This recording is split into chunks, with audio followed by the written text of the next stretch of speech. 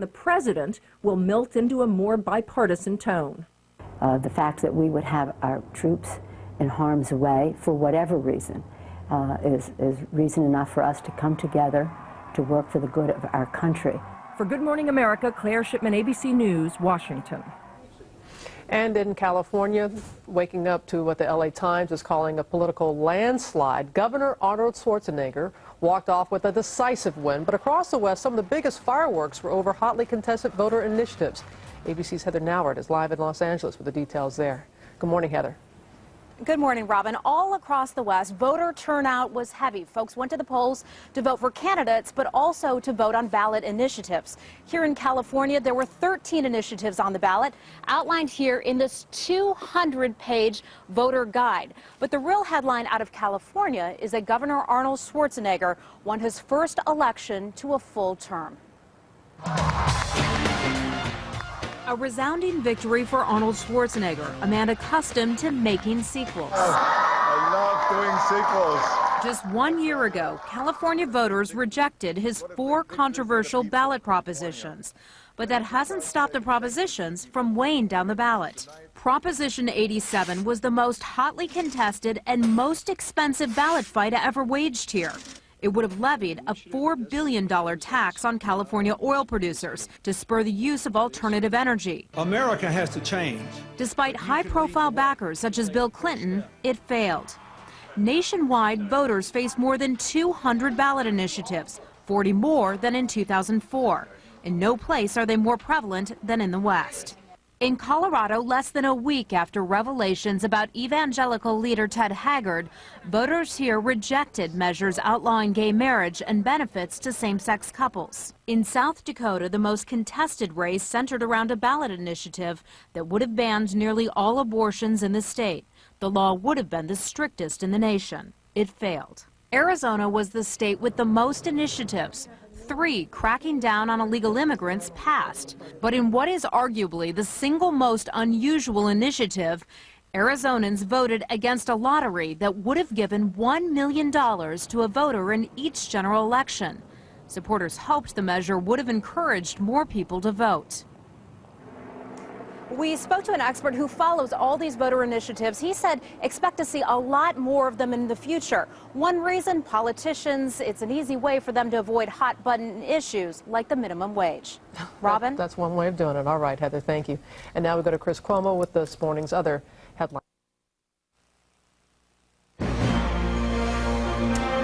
Good morning, America. That's a live shot. You wouldn't know it's morning, but it is in the capital of the United States. You're looking at the Capitol building in the distance there, Pennsylvania Avenue. And maybe the fog is a symbol as we await the results on the Senate and who will control the Senate. Montana and Virginia still counting this morning as we say hello again. Diane Sawyer here with Robert Roberts, Chris Cuomo, Sam Champion. Sam Champion couldn't take his eyes off of the fog. He's like, I want to say something, but I have to. You were? No, you were right.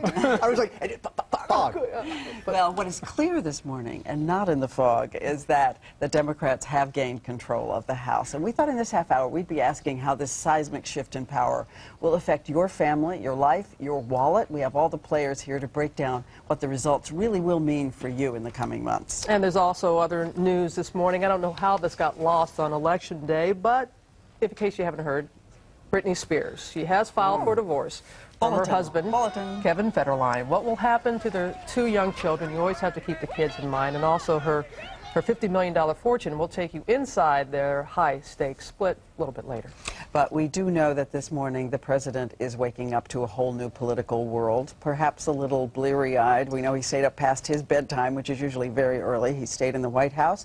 He gathered a group of people around him. We're told what they ate. They ate beef and corn soup. Make of that what you will. Apple tart. I know these things. And ABC's chief White House correspondent Martha Raddatz is here to tell us about the latest on the White House reaction to these results this morning. Martha. Diane, the president was up late last night, far past his bedtime. He had met with aides during the evening, watching the returns come in just before midnight. A White House spokesman said that the group was disappointed by the House returns. That's all they had last night, but the Senate numbers were starting to come in. But the president was up early this morning calling winners and losers in the race. He called outgoing Speaker of the House, Dennis Hastert, and the likely incoming Speaker of the House, Nancy Pelosi. A person familiar with those calls said Representative Pelosi told the president, "Your success is our success," and that President Bush told Representative Pelosi, "I think we can work together for the next 2 years." The two have not had a very good relationship in the past. The president did invite Nancy Pelosi to lunch on Thursday, so the president and Pelosi will dine at the White House on Thursday. And this afternoon, the president is going to have a full-scale press conference. He will likely get some very tough questions. Diane? All right, Martha, will stay with us this morning because we do have those results coming in. I keep thinking of Lyndon Johnson saying that in moments like this, being president's like being a donkey in a hailstorm. You just got to stand there and figure out what you're going to do next. Weather the storm. All right. Thank you, Diane. And the question this morning is not simply who won, but how will the winners change your world, from your wallets to your families to your futures? Joining us now to tackle those questions in Washington, a woman who has, well, she's read the tea leaves for many, many elections. ABC's Cokie Roberts, good to see her. Also, senior national correspondent Claire Shipman is back with us. And in Memphis, financial contributor Melody Hobson. She is president also of Ariel Capital Management. Let's start money first, Melody. The first time in 12 years that the Democrats have control of the House. Not sure what's going to happen in the Senate right now. What does that mean for the economy? It's probably going to be very good for the economy. If history is any indication, it's been clear that the economy likes it when the parties do not control both the House, the Senate, and the White House. And basically what happens, there's gridlock. And the gridlock means it's not easy to spend money, and it's not easy to pass a lot of laws that makes it hard to run a business. And that's good for the economy. And as far as the House is concerned, and now that you have Democrats that will be in charge of these very powerful committees, what programs do you see changing right away? Well, I think the one that the Democrats have made the most noise about is minimum wage.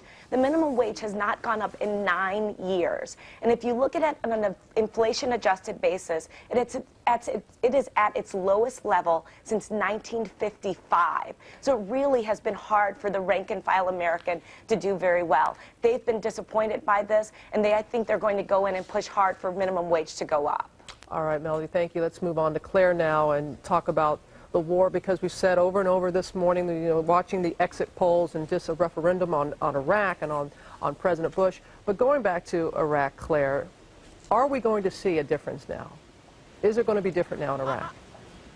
Well, I think we will see a difference. It's going to be slow, obviously. We're not going to see an immediate difference. But here's what's likely to happen. First of all, the Republicans and this administration are going to have to acknowledge what the voters have said at the polls, that they're concerned about Iraq and that they've lost faith in many of them, in the Republicans and in this administration, to do the job. Having a Democratic-controlled Congress is going to give them an enormous amount of power over, for example, investigations. We may see some investigations launched in terms of the start of the war, how the war has been conducted. Furthermore, there's the power of the purse. So Democrats will have some amount of oversight pressure and financial pressure to push the White House, but also there's the Baker Commission waiting in the wings. They've been studying this. The former Secretary of State, James Baker, has been looking at this issue. A lot of Republicans say behind the scenes they see this as some sort of way out for President Bush, a way to try to solve this problem, to look at a drawdown of U.S. troops, and they're waiting for Baker to offer the president the cover to do that, if you will. So I think that might come together. All right, Claire, thank you. Let's move on to ethics now and bring in Cokie Roberts, because there are a lot of issues that both sides were hoping would bring people to the polls, such as stem cell research, and as we said, a very good night for Michael J. Fox, all those that he backed, and also gay marriage. So what is the impact that we saw there, Cokie? Well, it's in the states, Robin, and really what happens in Washington on those issues doesn't mean very much. Washington's not going to pass a constitutional amendment banning gay marriage. The states, and 8 states it was on the ballot, and 7 of them have put in some restriction on gay marriage and civil unions in some cases. Arizona, it seems to be maybe going down, that restriction. We'll see. It's still too close to call. On stem cells, the Congress on Republican hands passed stem cell research, and the president vetoed it, his only veto. So I think maybe the Democrats will bring it back up, and we'll see what the president will do. It appears that the plan to allow stem cell research to go forward in Missouri has narrowly passed. Again, very close vote, still counting. Still counting. I also want to ask you, and I know something that's very close to you. Your mother, of course, was a pioneer when it came to the House, and was first from Louisiana. First woman congresswoman from Louisiana, one of like 16 women at that time in the 70s. Now we have Nancy Pelosi as a Speaker of the House. How significant is that, Cokie? Oh, I think it's tremendously significant, and we're likely to have 70-some women in the House, maybe 80, and 16 in the Senate. These are big advances, but Nancy Pelosi will bring a style that is different to the speakership. Let me just tell you one little tidbit.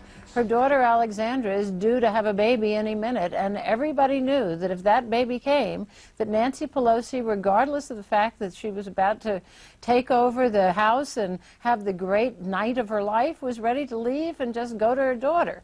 I think you wouldn't necessarily see that with a male speaker, and it is just a difference. We've seen over the years women in the House and Senate reaching across party lines on issues that matter to women, children, and families, particularly economic issues, issues relating to health. And I think you're likely to see much more of that in this regime. Most likely so. Okay, Cokie, thank you, all three. Cokie Roberts, Claire Shipman, and Melody Hobson, thank you for putting it all in perspective for us this morning. Sure do appreciate that. What's the first issue you want to see the new Congress address? Why don't you let us know at our website at abcnews.com, the GMA page. Now let's get to Sam and another check of the weather. Good morning.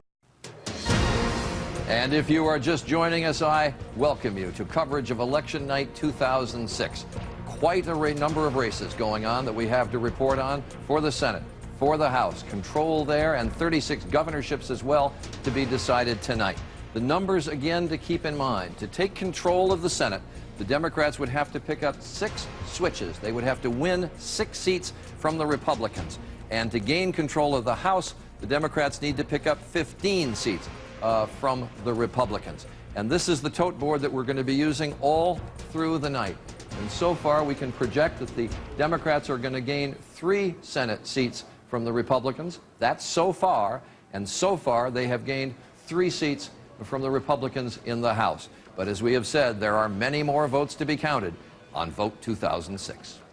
This is an ABC News special. Today, all across America, the people spoke. On Iraq, the war on terror, healthcare, the economy, values. In this close election, with control of the House and Senate in question, who will be making the decisions? And what will tonight really mean for the race for the White House? From ABC News, Vote 2006. Now reporting from ABC News election headquarters in New York, Charles Gibson. And we do welcome you, and we want to bring you right up to date on where things stand right now in the United States Senate. 33 seats at stake tonight, but 20 of them we basically knew who was going to win those races because they were really not heavily contested by one party or the other. But there were 11 seats that were critical to who would gain control of the Senate. 8 of them being defended by Republicans, 3 of them being defended by Democrats. All right, as we have said, in order to gain control of the Senate, Democrats must get 6 switches from the Republicans. One that they have gotten so far tonight, because we can project it in the state of Rhode Island, Lincoln Chafee, the incumbent, has been defeated by Sheldon Whitehouse. Whitehouse, a former state attorney general, Chafee, the man who succeeded his father. His father, John Chafee, a very popular senator, died. Chafee won a term, but has not been reelected in this year. Chafee, a very independent Republican, but it wasn't enough. And you have a fascinating statistic about this race. Stunning, Charlie. We looked at the exit polls in the state of Ohio, and we asked the voters, in the state of Rhode Island, excuse me, we asked the voters, do you approve of the job that Senator Chafee was doing? 62% said yes. Yet they voted him out of office. This is all about President Bush in the war. Rhode Island is the most anti-Bush state in the country. He has only a 23% approval rating there. They are very much against the war. This is a very blue, very Democratic state. So they approved of Chafee, but they don't approve of the president. And in this very Democratic state, they have voted Chafee out of office. Even though Lincoln Chafee in 2004 didn't even vote for the president. Didn't vote for the president and did not vote for the war in Iraq. All right. Ohio next. Sherrod Brown there has defeated Mike DeWine, the incumbent senator. DeWine had 2 terms in the Senate, but we're going to be saying this all night long. To be a Republican in Ohio is to be in trouble. And Sherrod Brown tied Mike DeWine very much to the president, to the war on Iraq. It was a referendum on being a Republican in Ohio, and Sherrod Brown has won that seat. That's the second switch. In Pennsylvania, Bob Casey, the state treasurer, has defeated Rick Santorum. Santorum high in the leadership of the Republicans in the Senate. But as I said earlier, the Democrats in Pennsylvania set their sights, indeed national Democrats set their sights on Santorum very early in this election year and have been able to defeat him. Now, Virginia is a critical Senate race where the Democrats feel they have to win if they are going to gain control of the Senate. And there you see we've got 86% of the precincts reporting in the state of Virginia, and George Allen, the incumbent, has a lead of about, about 25,000 votes over Jim Webb. And that will be a deep disappointment to the Democrats if they lose that one, because they had counted on picking up Virginia. They absolutely had, and they need to pick up Virginia. The Republicans have built a defense in the South, in Virginia, in Tennessee, and Missouri. They've poured a lot of money in there. They know that if they hold 2 out of 3 of those states, then they're going to control the Senate. And so far they're ahead in Virginia, and so far they are also ahead in the state of Tennessee. This is where Bob Corker, the former Chattanooga mayor, was running against Harold Ford Jr., member of the Congress, a man who wanted to be the first African-American to be elected to the Senate in the South since Reconstruction. We have half the precincts now reporting in the state of Tennessee, and a significant lead, 42 plus 17, that's 59,000 vote lead for Corker over Harold Ford.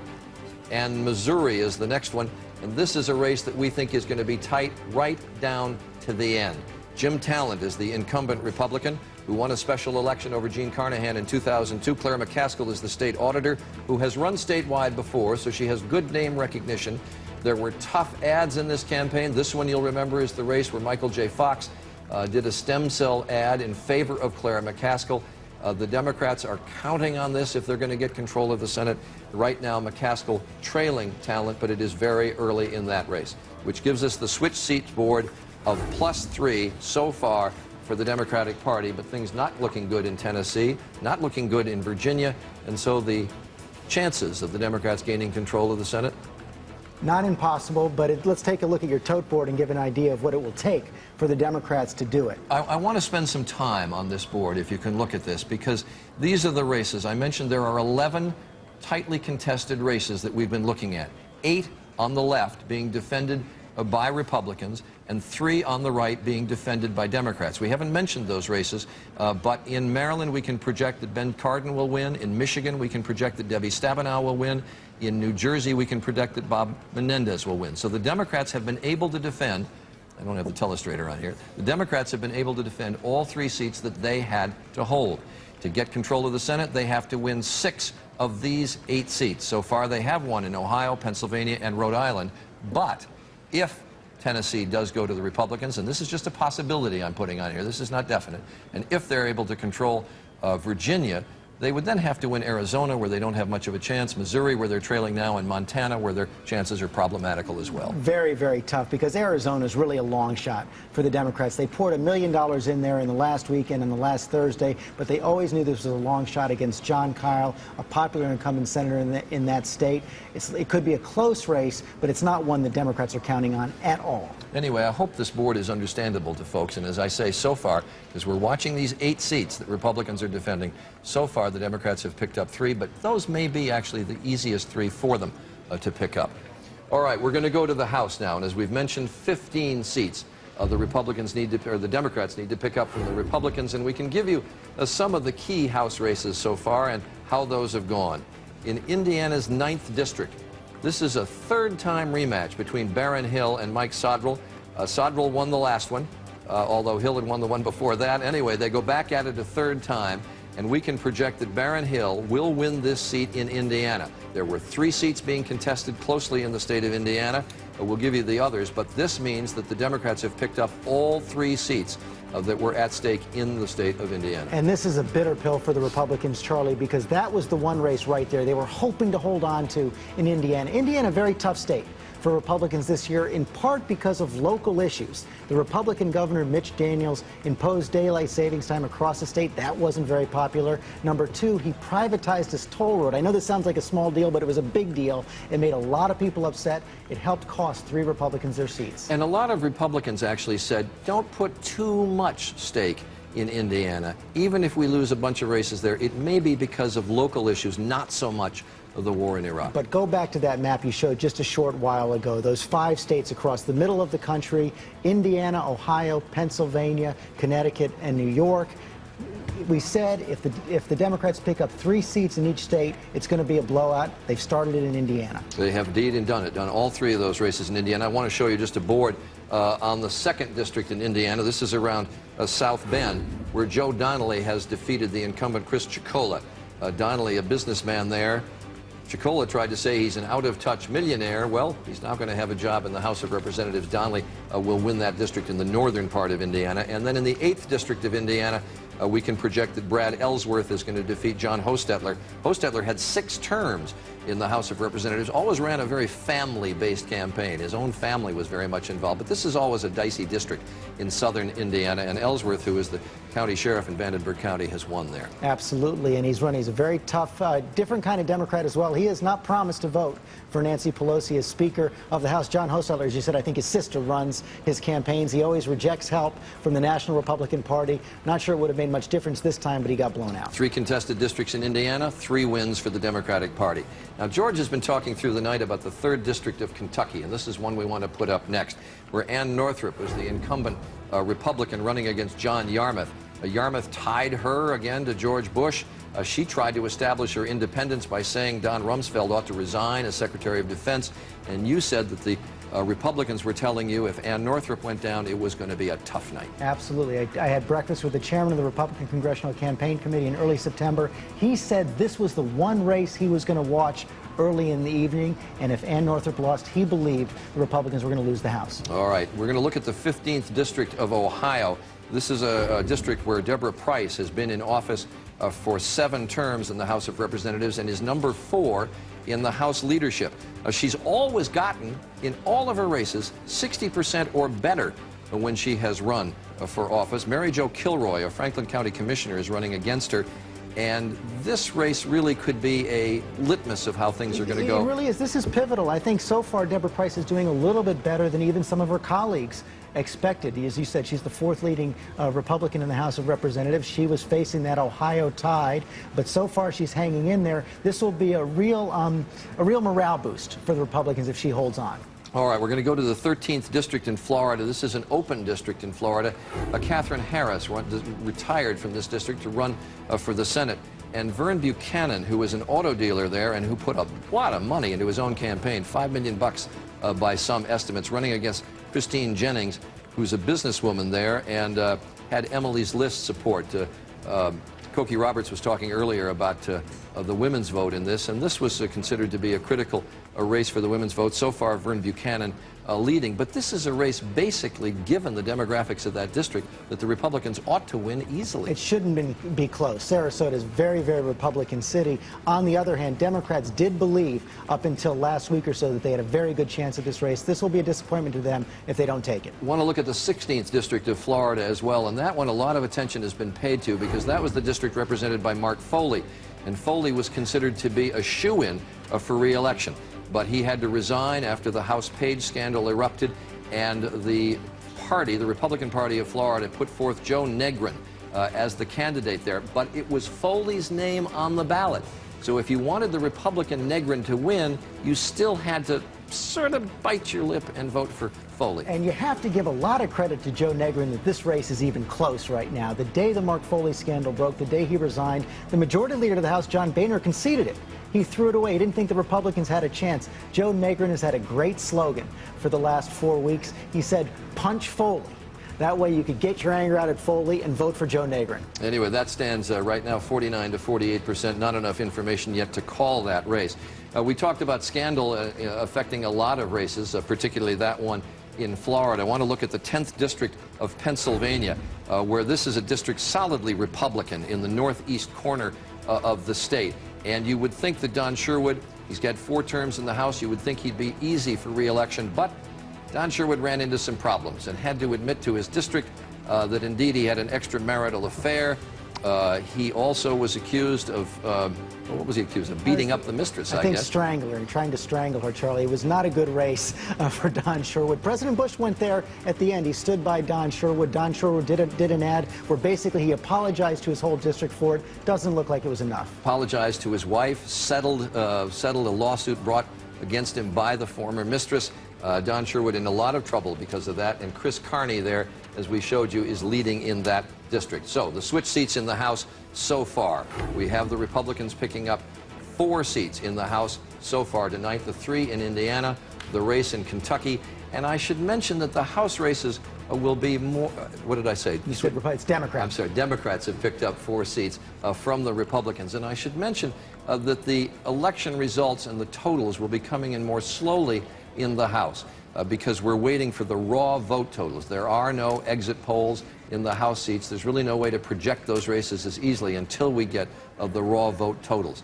So those races will be coming more slowly, coming in more slowly. So let's go to Donna Brazile and George Will, and if I can call in Mark Halperin in just a moment, we'll talk to him as well.